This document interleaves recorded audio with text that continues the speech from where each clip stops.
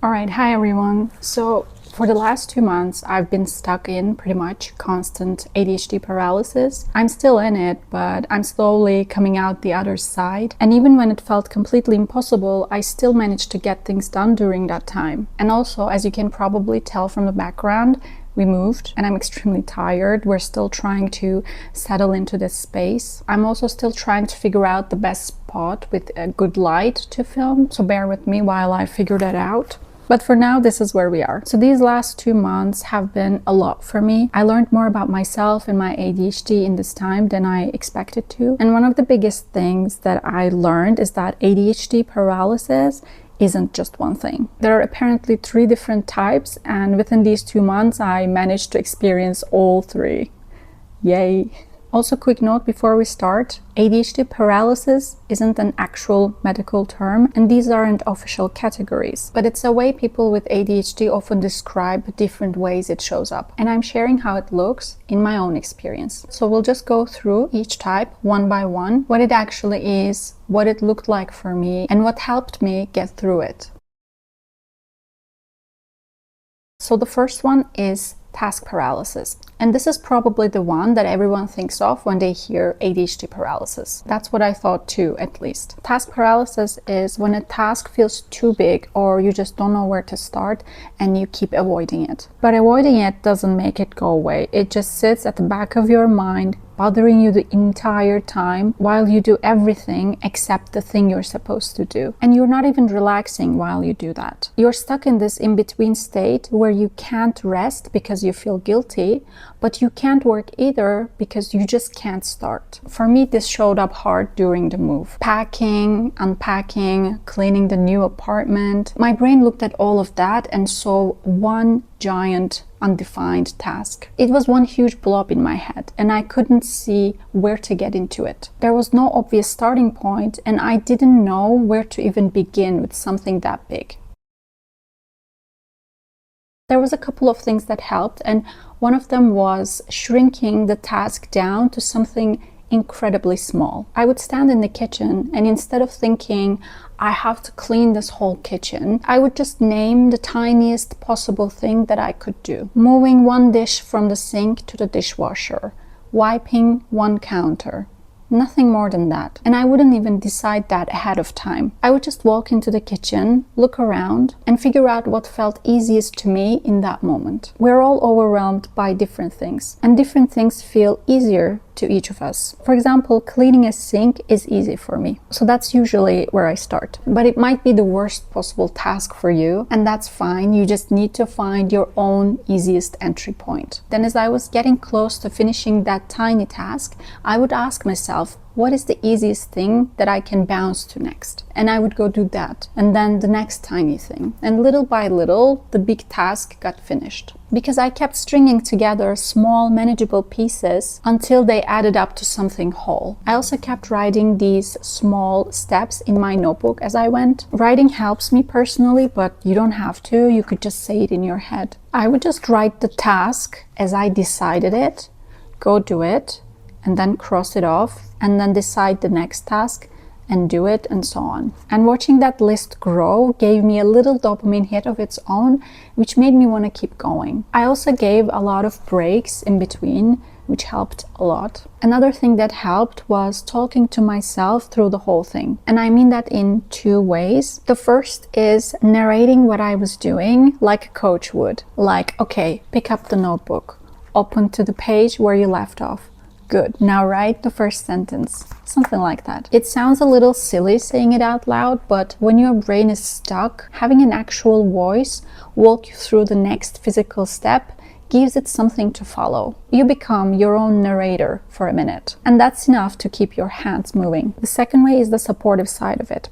Whenever I started spiraling, started feeling like I was behind or failing at something this basic, I would stop and tell myself, this is okay. I have ADHD and this is just how it is. This isn't me failing at anything. Like, I'm doing good, right?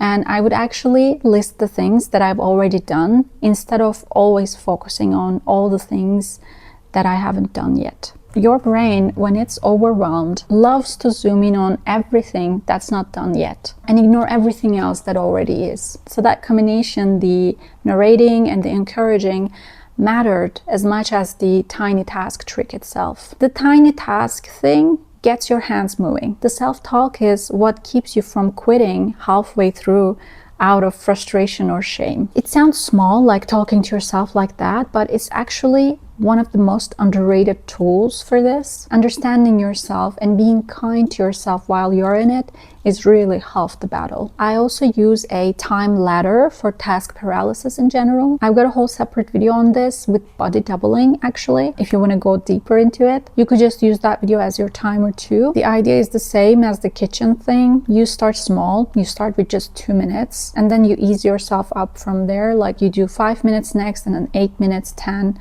until you reach 25 minutes. You can use a stopwatch or a timer for this. I prefer the stopwatch myself. I know that timers can stress some people out. You know, there's this countdown pressure. With a stopwatch, you just tell yourself, I'll just do 2 minutes. And then you start it. And then you stop whenever you feel like it. It could be 2 minutes or it could be 2 minutes and 30 seconds. Either way, you showed up, and that's the whole point. You can grow from there.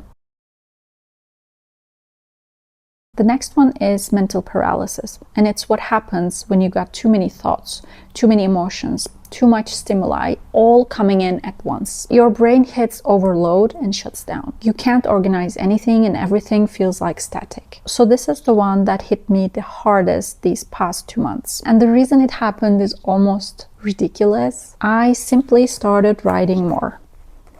If you've been watching my videos, you might know that I've been talking about writing a lot lately. I started getting way more ideas, and that flood of ideas is exactly what put me into mental paralysis. And because of it, for 2 months straight, I had constant headaches. Everything frustrated me. Things that normally wouldn't bother me suddenly made me really angry. And I got to a point where my own clothes touching my skin was bothering me. That's how overstimulated I was. What was actually happening was that because I started writing more, I started getting more ideas, and my brain suddenly started throwing a ton of creative ideas at me all at once. And actually, some of them were video ideas for this channel. Every time a new idea popped up, I would get a little dopamine hit from just having it, just from the idea of making something new and fresh. But the problem is, I was much better at generating ideas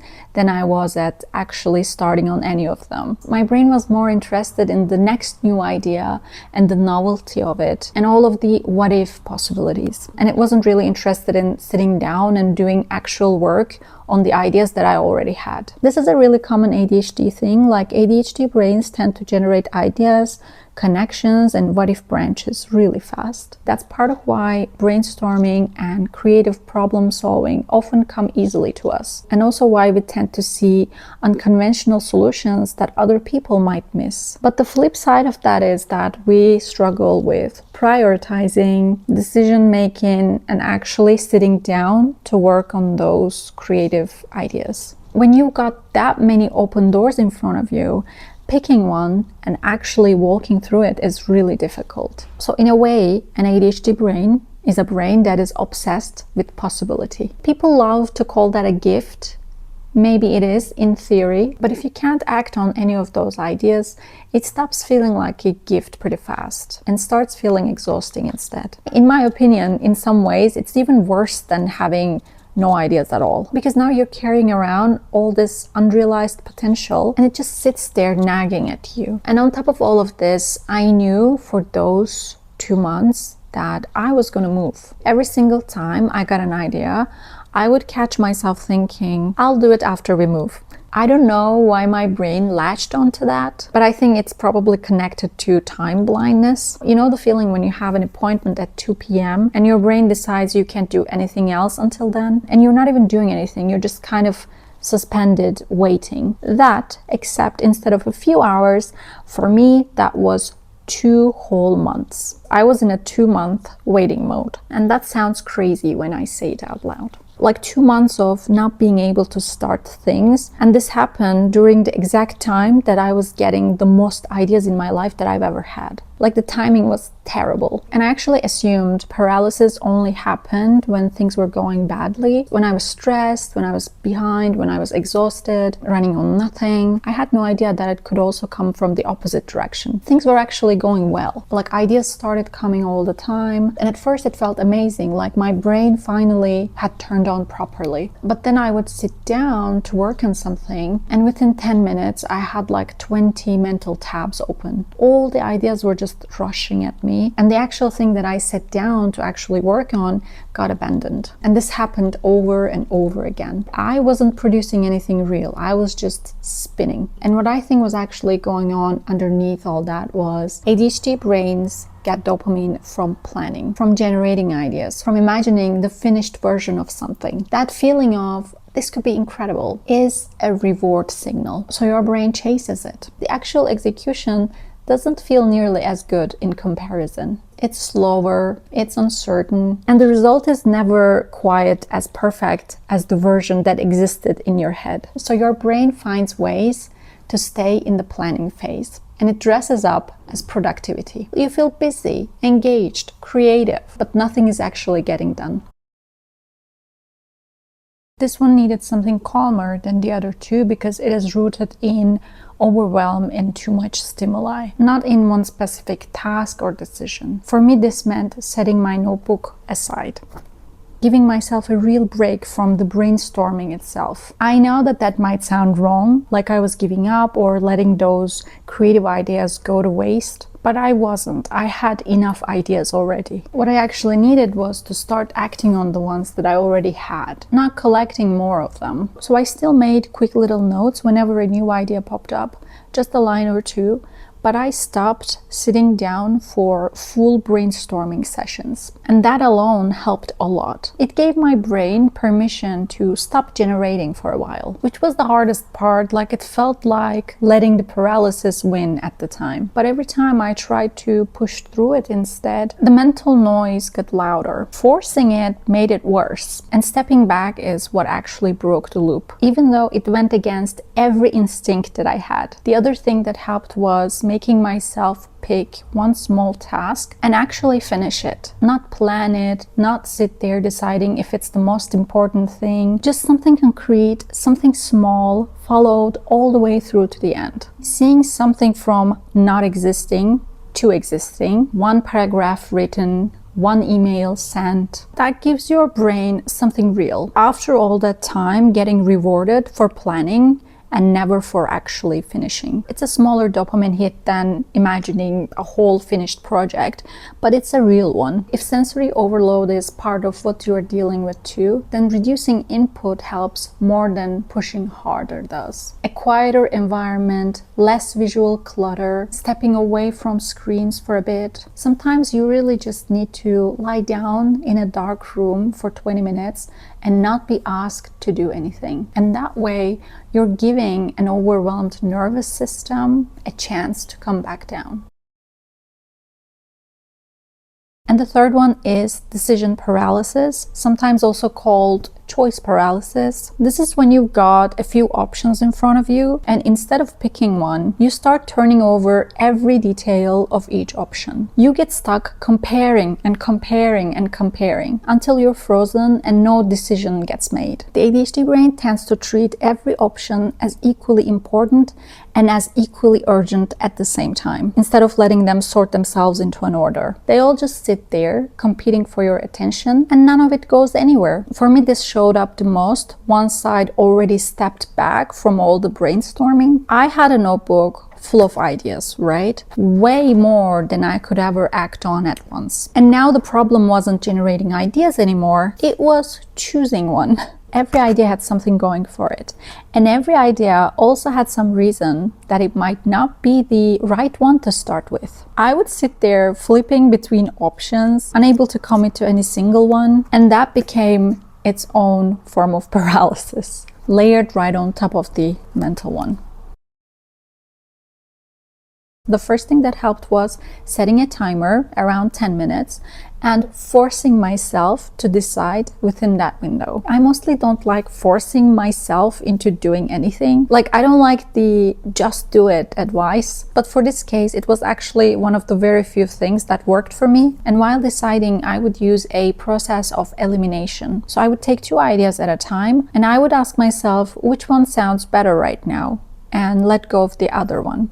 Then repeat that with the next pair and keep narrowing it down 2 at a time until you're left with just 1. And once I had that one idea picked, I didn't allow myself to go back to the notebook. I made myself actually work on it, even just a small piece of it, until I could see some version of it come to life. Watching even a tiny part of an idea become real instead of just staying a thought on a page, that made a real difference. It also made the next decision easier too, because now I had proof that picking something and finishing even a little piece of it felt better than endlessly comparing options ever did. One more thing that helped with decision paralysis was reminding myself that a decent choice that I make now almost always beats a perfect choice that I never make. Most of the options that I was stuck between weren't actually bad, they were just different. Once I let myself really believe that, the comparing got a lot easier to walk away from. So this is what's been happening over the last 2 months. And as you know, I still published videos,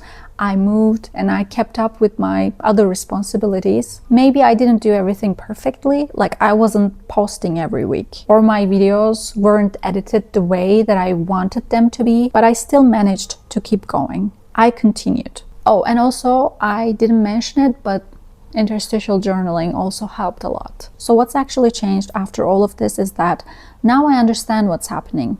I know the type I'm in whenever I'm struggling with ADHD paralysis. That also means I'm also not carrying around this extra layer of feeling like something is wrong with me on top of everything else. That alone makes it feel a bit better. Awareness and knowledge matters so much. For years, I genuinely thought I was lazy, someone who knew exactly what needed to happen and still couldn't make myself do it. Turns out that's not what was happening at all. What was actually happening has a name. It's neurological. It has nothing to do with laziness or not caring enough. That shame that everyone else can just do things, why can't I? That voice is its own kind of weight.